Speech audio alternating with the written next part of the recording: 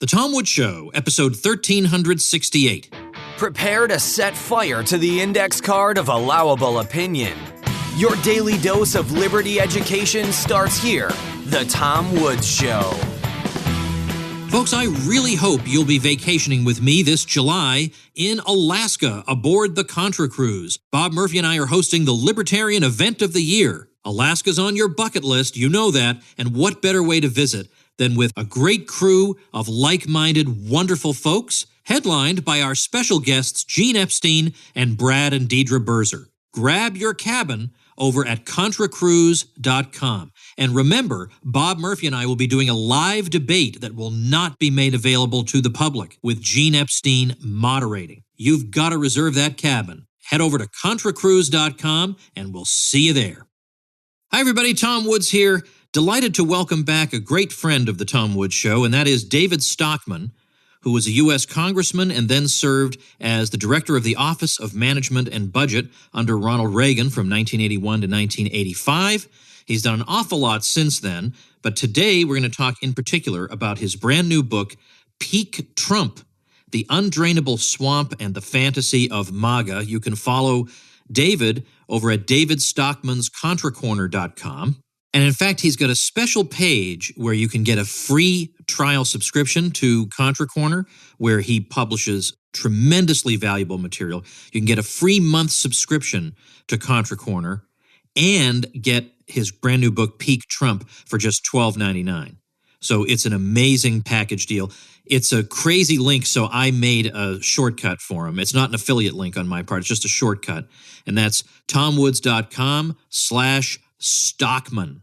tomwoods.com/Stockman will take you to this great page where you can get an inexpensive copy of this huge book that's going to teach you everything you need to know and then some, plus a free month over at Contra Corner. So tomwoods.com/Stockman is where you should go. David, welcome back. Happy to be with you, Tom. You know, it's hard to be you, I think, these days, because you're not a Trump cheerleader. At the time of the election, you saw that there were a couple of things about him that might have been of value, but you were skeptical. But yet I wouldn't put you in the never Trump category, in the sense that I don't think you would get along very well with Bill Kristol and his friends. So you're kind of, it's a hard place to be, but you're telling the truth as you see it. And that's a valuable thing. And you're telling 648 pages worth of it in this amazing new collection. Given that the report on alleged dealings and collusion with Russia has been said to be due any day now for weeks at this point, I'm afraid I might date us if I ask you about this. But nevertheless, there is a major section in the book that does deal with the so-called deep state and also Russiagate. So can you, in advance of the report, comment on that, given that what I think the general impression some people have is they read in the newspaper that this person has been indicted and that person's in trouble and this person had some shady dealings, and it seems like it's enough for a lot of people to think maybe where there's smoke, there's fire. Why is that wrong? Well, we may get the report, but it will be the wrong report. The actual meddling in the 2016 election did not come from the Kremlin or Moscow or the Russians. It came from the deep state itself, from the very top, led by Brennan, participated in by a hand-picked set of people in the FBI, the NSA, and the intelligence community broadly, that essentially attempted to undermine Trump's candidacy in the period before the election, and then went to town right after his unexpected, unaccountable victory to undermine his presidency for the month or two that Brennan and his cabal were still in power under Obama. That's the heart of it. I mean, there is nothing here that even remotely smacks of Trump campaign collusion with the Russians. The whole thing it's not only a witch hunt, as Trump correctly says, it's a measure of how distorted our politics are at the present time. In other words, the establishment is so pro, status quo, so pro the policies that are in effect today, that they have repeated silly, stupid things that allegedly point to this collusion over and over that are kind of inane. The two people that have been named here, Carter Page and Papadopoulos, were not even paid members of Trump's campaign. They were volunteers. They were no counts who showed up maybe looking to burnish their credentials, and they got drafted onto a Foreign Policy Advisory Committee that met only once in March 2016, and only because Trump was being criticized for what he said was his source of ideas on foreign policy. They asked him, where do you get your ideas? And he said, I get them by watching TV. So, there was a lot of tongue clucking about that. He named an advisory committee. The entire Republican foreign policy establishment was never Trumping at the moment. And the only people they could find were baby George Papadopoulos, age 29, no count, who had never accomplished anything, and Carter Page, an ex-Merrill Lynch broker who had spent a few years in Moscow and was had a shingle out as a one-man firm trying to get work as a international energy consultant. That's the heart of it. Or go to the so-called Trump Tower meeting in June 2016, and it's even more pathetic. The so-called Russian agent was not sent by Putin. The lawyer who attended that meeting didn't even speak English. She was there to attack the sanctions on Russia in behalf of a client who had a case in the U.S. court system. So, the whole thing is so threadbare that it raises the question, what's going on here? What are they really thinking? And the answer is the Democrats are so unreconciled to losing an election to the worst candidate the Republicans have ever fielded, and I'm including Barry Goldwater and Alf Landon. And so they've had to rationalize the only way they lost was that there was some, untoward, nefarious intervention from the Kremlin that caused, this outcome. And unfortunately, it's led to a revival of what, people are calling Cold War 2.0 for no good reason. It is completely stopped, blocked any effort towards rapprochement with Russia and Putin that Trump properly said he wanted to do, because, the atmosphere has become so poisoned with this whole, nonsense about Russian collusion. It's really a bad turn of events. It's, the war party was strong enough in Washington already on a bipartisan basis. And now after Russiagate and this whole Mueller witch hunt, we now have even liberal and progressive Democrats who've signed up lock, stock, and barrel for the war party. The Pentagon is getting more money than ever, and totally stopped cold in the most important thing that he wanted to do, which was ending the policy of empire first and retreating to something more akin to what he called America first. Well, we address all this in the book, but I think it's a crucial matter that is poisoning the well in Washington in a way that would have been hard to imagine a couple years ago. I don't know. I know you're on Twitter. I don't know how active you are there, but Tulsi Gabbard put out a really provocative tweet the other day going after people who are obsessed with the Russia issue, saying that the net effect of what you've done is to make Trump be unnecessarily belligerent with Russia in order to show that there's no collusion. And you're basically just bringing us closer to nuclear war. And then the old tennis player, Martina Navratilova, jumped in and talked about how wacky and convoluted that logic was. And I thought, this is the same Martina Navratilova who everybody else jumped on 2 weeks earlier because of her comments on transgender tennis players. And then she does exactly the same thing to Tulsi Gabbard. Did you see Tulsi's remark? What do you think about that? Well, first of all, I think she's a breath of fresh air in the Democratic Party. And it's not surprising that they've come after her with guns blaring from the establishment side, the party establishment side, and what I call the war party wing of the Democratic Party. And yet she has great credentials. She actually was in uniform in the Middle East, deployed twice. Has been brilliant in, cutting through the nonsense about why we're in Syria, understands what a catastrophe Iraq was, calls a spade when you look at the barbaric chaos that we produced in Libya and on down the line. So, it's at least encouraging that there's one person standing up, but in a way, the attacks on her from her own side of the spectrum and from the establishment media, she's been raked over the coals on CNN and many other establishment outlets because allegedly she had a meeting with Assad. Now, can you imagine that? Richard Nixon had a meeting with Brezhnev.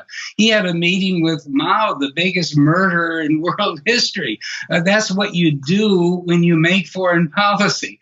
And yet here, first of all, Assad is no worse than any of the rest of the butchers in the Middle East. Second, he was elected president of the country. Third, he isn't a jihadist, radical. He's a secularist authoritarian. And yet we've reached the point where that is the bloody shirt that they wave at her, that she met with Assad.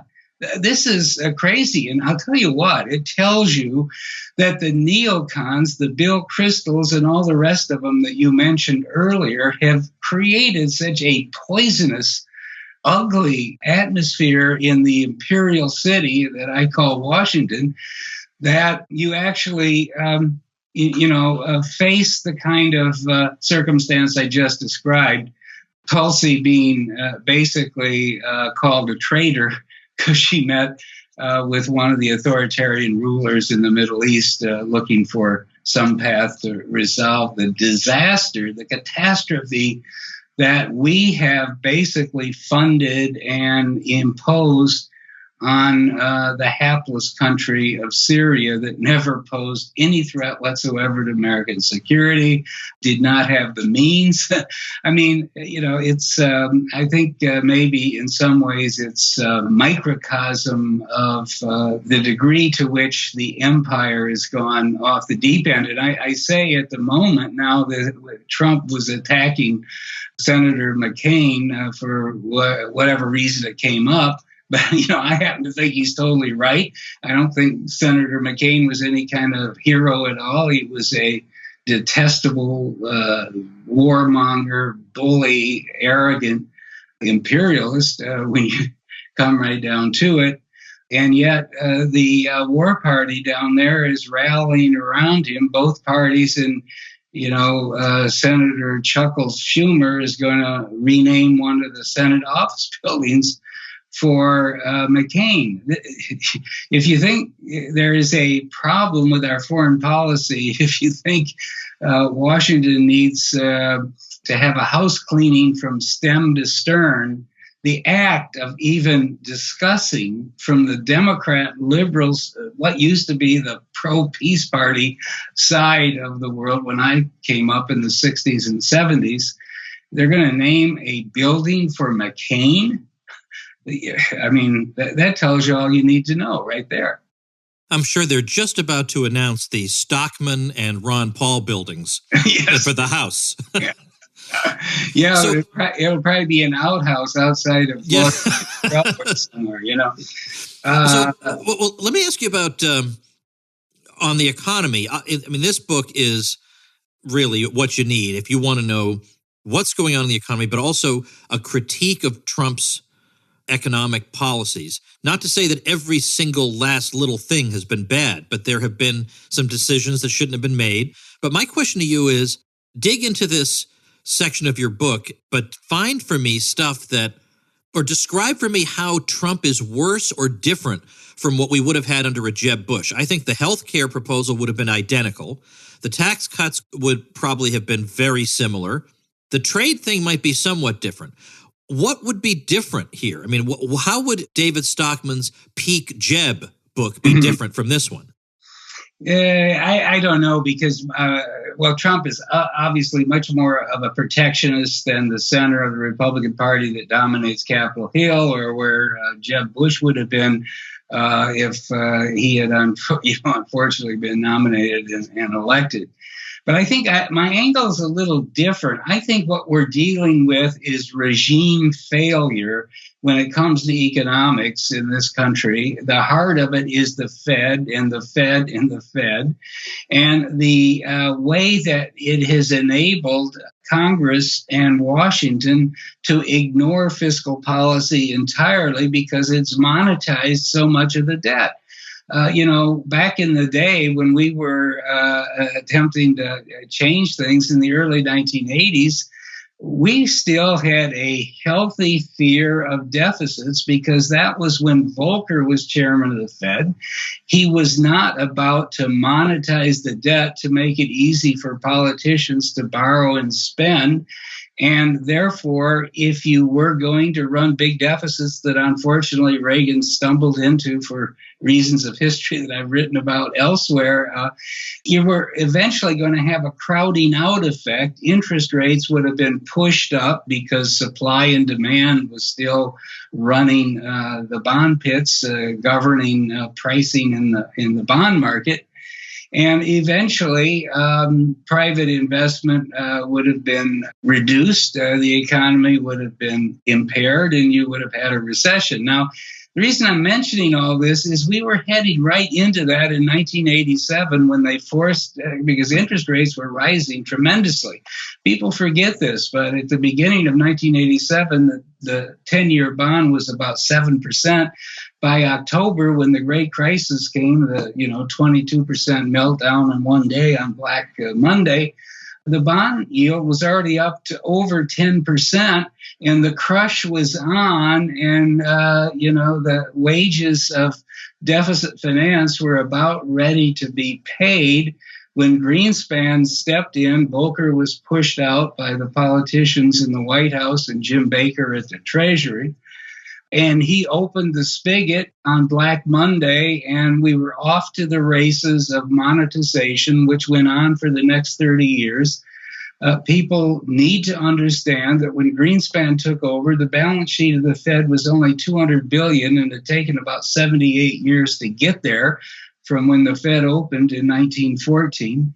And by the time he left, that $200 billion balance sheet was $800 billion, which shouldn't have been increasing at all. And then Bernanke took the torch from there, and Yellen and now Powell. But we ended up with $4.5 trillion balance sheet at the peak a couple years ago, which means that in a very short period of time, in the scheme of history, in 3 decades, they monetized $4.3 trillion of debt, from $200 billion to $4.5 trillion. Well, of course, when you are buying up $4.3 trillion of bonds and quasi-government bonds, the Fannie and Freddie paper, with purely fiat credits plucked out of thin air by essentially the digital printing press of the Fed, you are dramatically shifting the supply-demand equation. You have your big fat thumb of the central bank on the scale, and that pushed down yields, drove up prices, and gave false signals to the entire financial system that led to the enormous buildup of debt in the household and corporate sector that we talk about in the book and we can get to separately. But more importantly, it gave a new and destructive signal to politicians for the first time. It was no longer, what we faced in the early 80s, Howard Baker and the what I call the old Republican bulls properly saying, this is a riverboat gamble. If we get the deficit breaks out, we're going to have to pay the price. We exited that era and we got into an era where you don't worry about government spending or the size of government or the size of the public debt, because the Fed is going to buy it up and avoid all the negative consequences. So that happened for 30 years. And unfortunately, the system today is totally unstable. Everything is mispriced because of what the Fed did, both in the public and the private sector. It's bad enough, the bad signals that went to Congress to just kick the can. And so, the debt was, when Reagan left office, when Reagan entered office, I remember I had to deal with it. It was $930 billion. By the time he left, it was $3 trillion.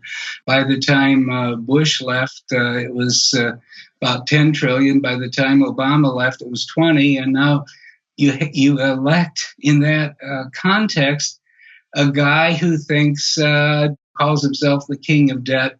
And it's a wonderful elixir to make good things happen. So we are in very serious trouble now because finally, and this is a big theme of the book, even the Keynesians at the Fed and other central banks have come to the realization that they can't keep expanding the balance sheet and thereby buying up bonds and other fixed income paper at the rate they were doing without eventually blowing up the system. So they have stopped. Now, I know we've got all the things that are going on in the short run and the Powell pause and QT being wound down, quantitative tightening by October. But the point still is that the direction now is towards either freezing or slightly shrinking the balance sheet of the Fed and other central banks rather than massively expanding. And what that means is that government debt now has to be financed and compete for the available funds with the private sector, households and businesses.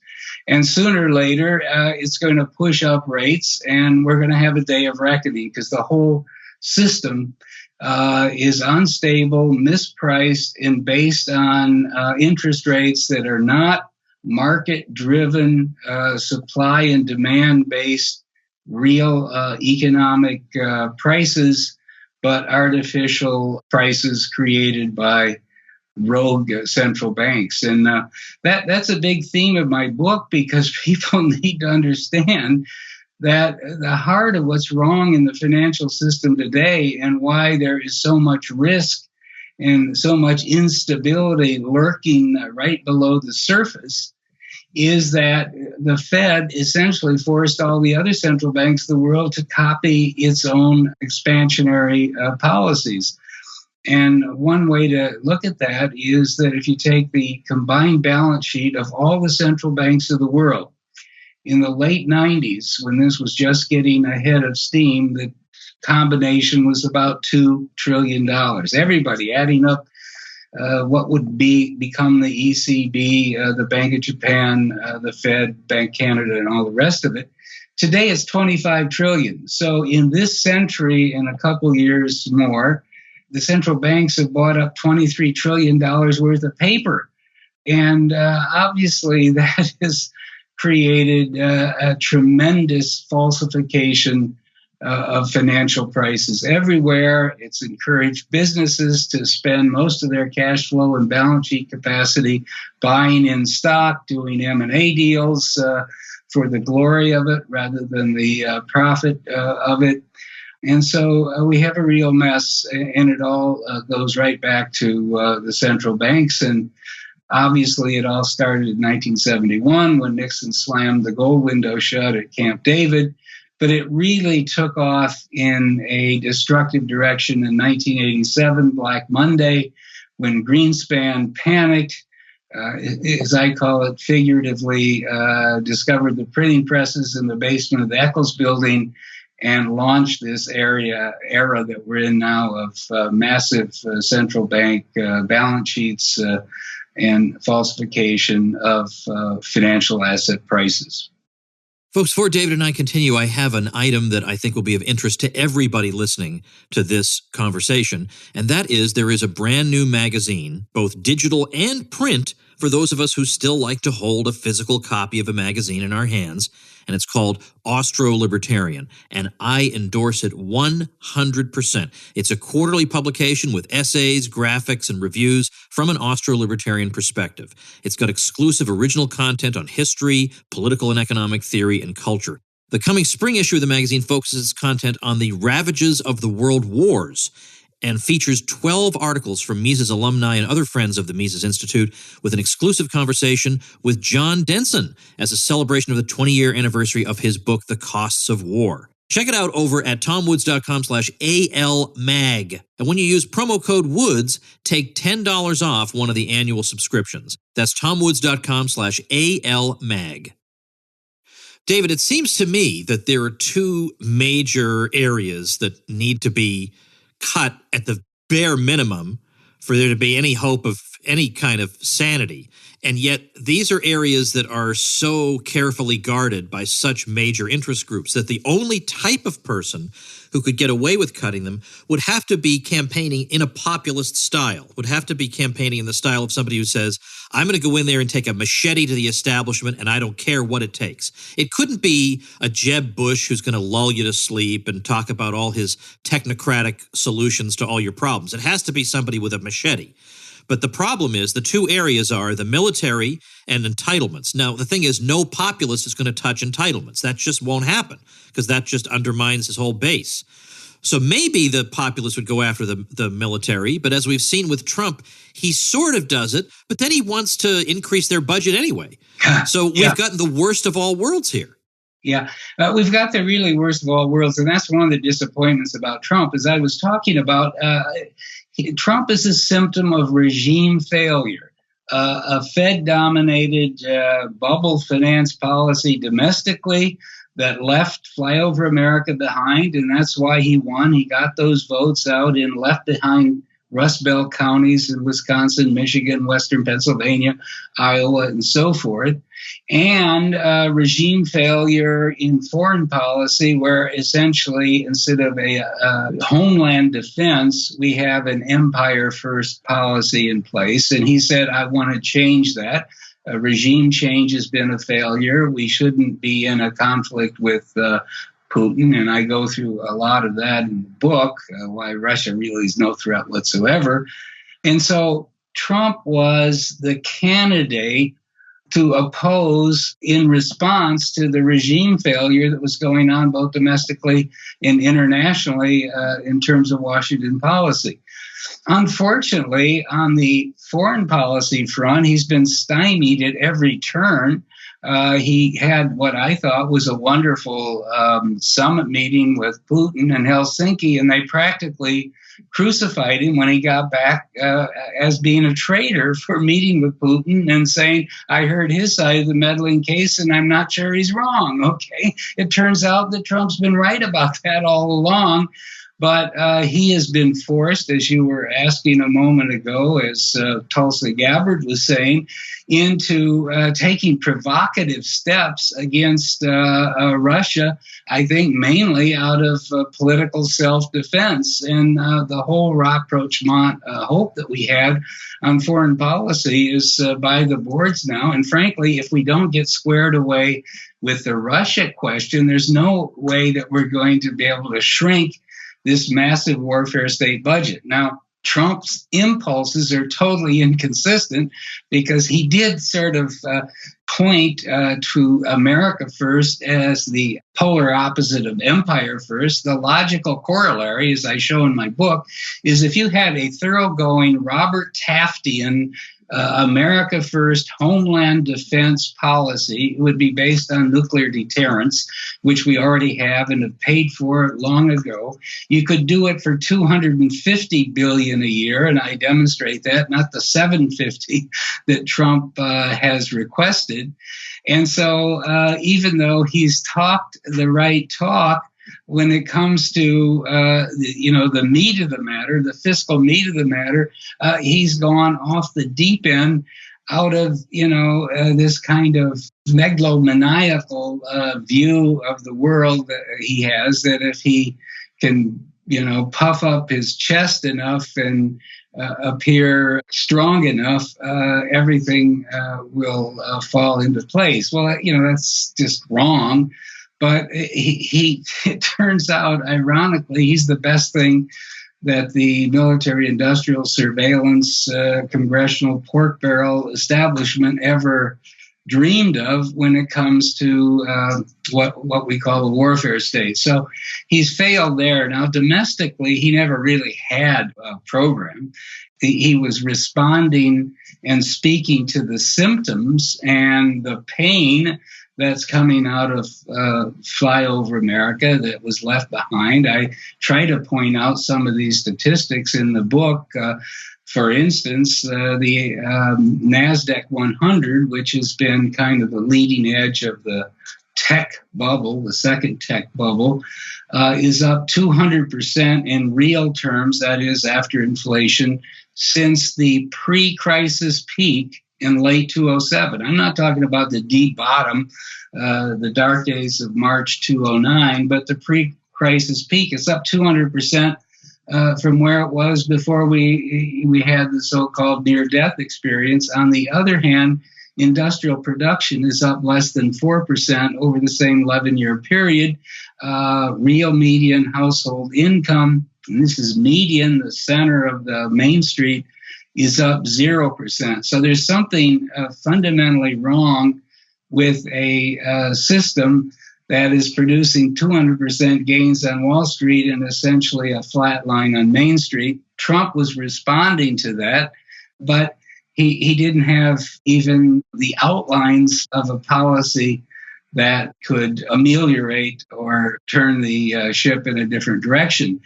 It has to start with the Fed, and his views on the Fed, are the worst yet that we've had in the Oval Office, and they've been pretty bad for several decades now. The trade problem is not because of bad trade deals made by Obama or Bush or Clinton or the Bush before or even Reagan. It's not mainly because foreigners are, engaging in sinister acts of cheating and so forth. It's a function of bad money made in the Eccles Building in Washington, not bad trade deals that have been put into place like NAFTA or even the WTO. So he has identified another problem, and it's only gotten worse on his watch, by the way. The trade deficit is up now 155 billion more in 2018 than it was in 2016. Half of that massive increase in the trade deficit is with China, which he's attempting to solve with big tariffs, when the problem is bad money, 2% inflation in the domestic economy, and economics, and not trade mechanics. So the dilemma at the moment is that Trump was elected because the regime was failing, and after 2 years in office, he's done nothing to reverse the direction, either internationally or domestically. And in fact, for the most part, is making it worse with his raw protectionism on trade and his fiscal policy, which, is really a nightmare from any kind of sound finance point of view. It's bad enough that he inherited a $700 billion deficit this late in the business cycle. We're in year 10. We've never really been there before. We're 3 months from the all-time record. And yet he's piled on $500 billion this year alone, this fiscal year, on top of that, $300 billion for a non-financed tax cut, $200 billion for military, and to get the military increase, he had to give out about $65 billion of domestic pork to the bipartisan establishment on Capitol Hill, and then they had all these disasters that they funded with borrowed money. And I mean, it's really insane to be borrowing $1.2 trillion, which is what the Treasury will borrow this year, at a time when at the end of the fiscal year we'll be in uncharted territory. That is, we'll be in month 121 or 122 of this expansion, and there's never been one that long in history. So you're living on, the recessions haven't been outlawed. There is weakness everywhere in the domestic economy. There's headwinds coming from all over the world, which we can see with the, export data and industrial production data and so forth from both Asia and Europe. And in that environment, with a recession staring you in the face, the last thing you want to do at the top of a business cycle is borrow $1.2 trillion, because when the economy finally buckles, which it will, the revenue is going to collapse. Unemployment, food stamps, and the rest of it will soar. We'll be in $2 trillion deficits going into the 2020s when the entire baby boom is retiring, and Social Security and Medicare are going to explode in costs. I can't emphasize enough what a nightmare, fiscal nightmare, Trump is leading us into, Trump and the Republicans, because it was their tax cut, not his. But that's exactly where we're going. And so sooner or later, we're going to have total failure of the regime. And I think what you can say halfway through Trump's term is that he is the great disruptor, but only in the sense that it's going to accelerate the great day of reckoning that I think's coming down the pipe. David, let me conclude by just telling people the 5 parts of your book, because that alone ought to get them to click on and grab it, because this is the briefing that everybody needs. You've got a section on the Fed and what the Fed has been up to and how that has deformed the economy. You have a section on Trump's economics in particular. Then you have a section on foreign policy and on America First, which we've seen implemented only marginally, unfortunately. Then a section on the deep state and Russiagate, and then finally a section on the border war and the controversy surrounding the border. So this is your briefing on the Trump years, whether we're going to have 4 more of them or not. This is going to be an indispensable guide. So the book is Peak Trump, The Undrainable Swamp and the Fantasy of MAGA, Make America Great Again, linked at tomwoods.com/1368, where you can pick it up and you can get it electronically, start reading it within moments from now. But David, thank you for your tireless work and for, frankly, being willing to be unpopular, because who the heck cares? If you're not going to tell the truth, what's the point in doing any of this? Well, that's exactly it. And I appreciate very much the chance to talk about all these issues with you. I mean, they're vitally important. And with each day and week and month, we're drifting closer to the wall, and people need to be alerted. This isn't just politics as usual in Washington, or the Fed going through another cycle of capitulation, or, international relations getting warm and colder and warmer and cycling back and forth. This is all coming to a pretty nasty end game here, and people shouldn't be caught by surprise. Well, that's why you got to go out and get a copy of Peak Trump. You'll enjoy it. It's got David's lively style, of course, and a lot of great information that'll help you understand what's going on and convey that to other folks. So thanks again, David. Thank you.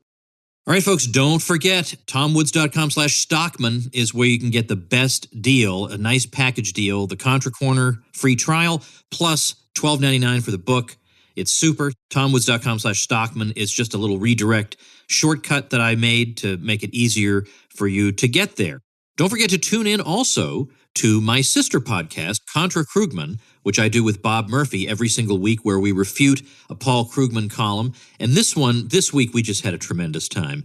Episode 181, forthcoming of Contra Krugman. You're really going to enjoy it. So check that out at ContraKrugman.com. Become a listener of Contra Krugman if you have not already. You can subscribe in all the usual places, and I'll see you next week, although there's a bonus episode coming this weekend on the Catholic Church and Pope Francis and lots of juicy topics. So for those of you interested in that subject, well, I got a special bonus episode just for you. So watch for that here on The Tom Woods Show. And then after that, I'll see you next week for 5 brand new episodes. Become a smarter libertarian in just 30 minutes a day. Visit TomWoods.com to subscribe to the show for free, and we'll see you next time. Like the sound of The Tom Woods Show? My audio production is provided by Podsworth Media. Check them out at podsworth.com.